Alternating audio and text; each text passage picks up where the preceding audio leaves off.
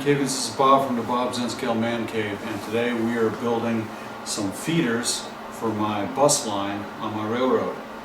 I'm taking some connectors and some wire and my rail joiners and soldering to the rail joiner.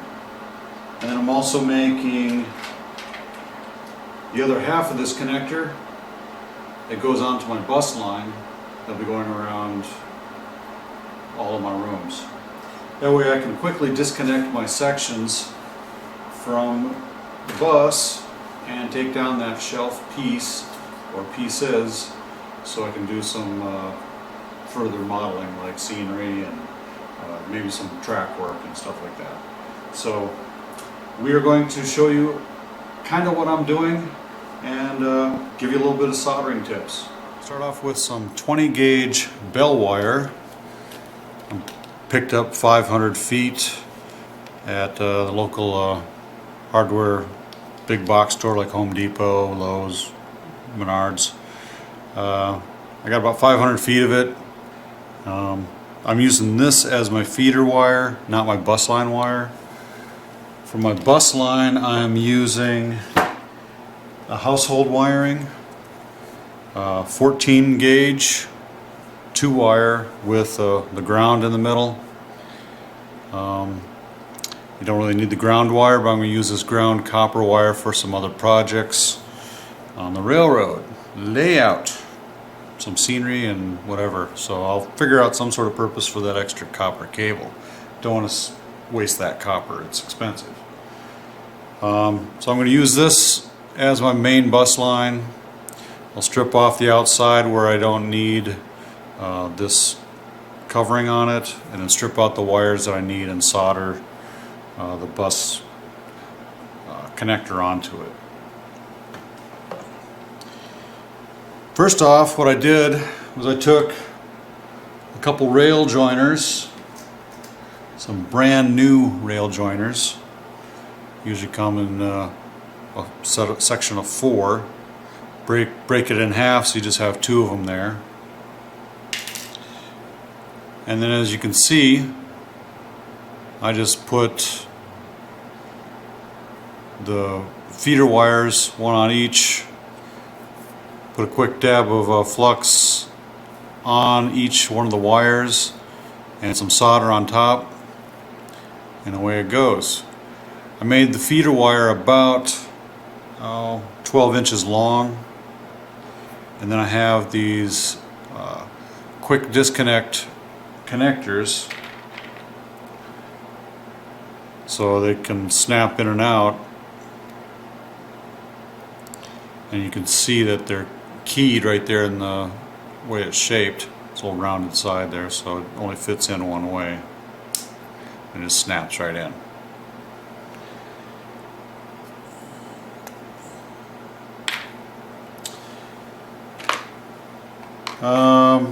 I'm going to show you how to put the pins on these wires.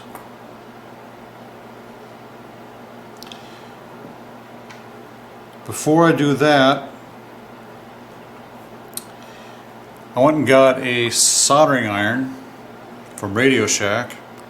It's a 25 watt soldering iron.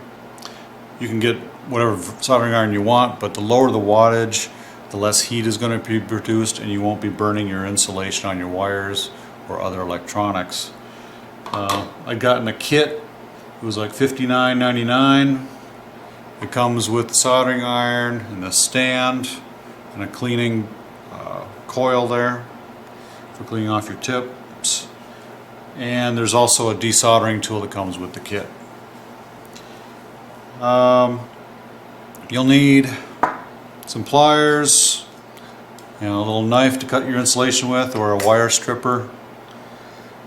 You need some flux. Pick some of that up at Radio Shack as well.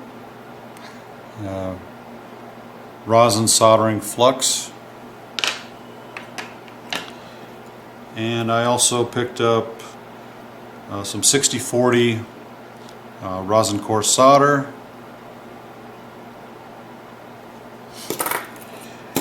And what helps immensely with this project is having one of these third hands devices. Got a couple alligator clips. You can adjust them where you want them, and I also have a magnifying glass for doing some detailing work or inspection of the solder joints. So let's get right down to it.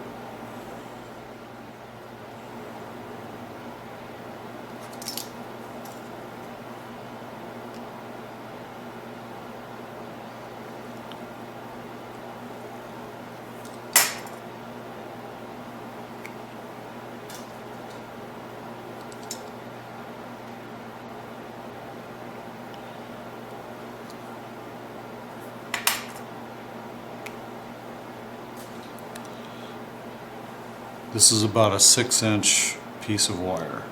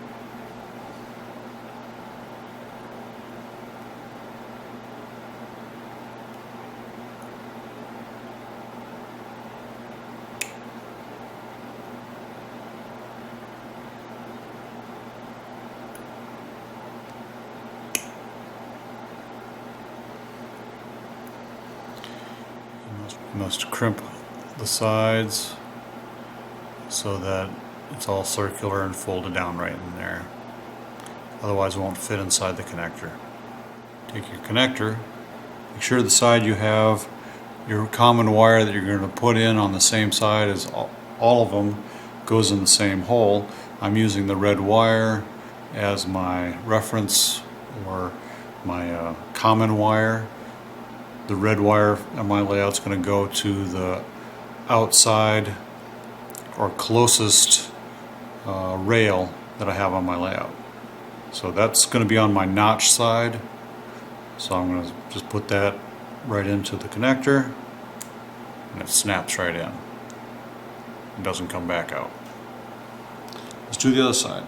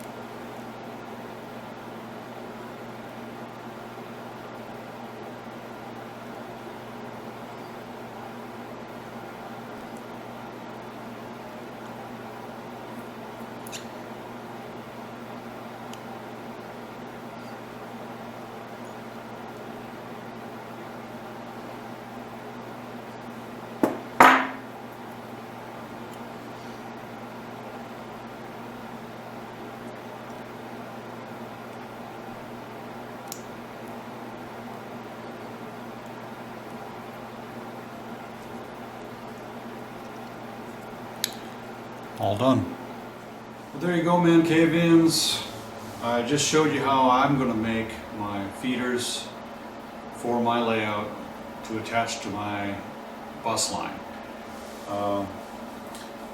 When I do get my bus line set up, all I'm going to do is strip these ends on these short sections and wrap them around the bus line wire.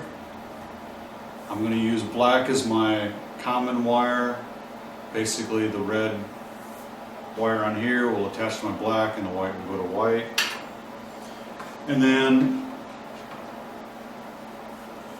just solder it right to that wire, tape it up, and it's nice and secure and won't short itself out. And then some hints here for these connectors that I got. I got them from Mouser.com. That's MOUSER.com. And I got these Molex .62 connector kit. Comes with 3 connector sets and 2 extra pins. It is part number 76650-0063. They're standard 0.062 diameter male and female pack, 2 circuits, 5 amp, 250 volt kits. So more than enough capability to handle your power going into your track. Also post a link down below for that website. And here's some tips real quick on soldering. When I soldered my connectors, I made sure I had a clean tip. I cleaned it off in the metal brush area here on my kit. Clean it off on a wet sponge, an old wet sponge. You don't want to use a sponge your wife cleans the dishes with. That's probably not a good idea. I know, I've tried.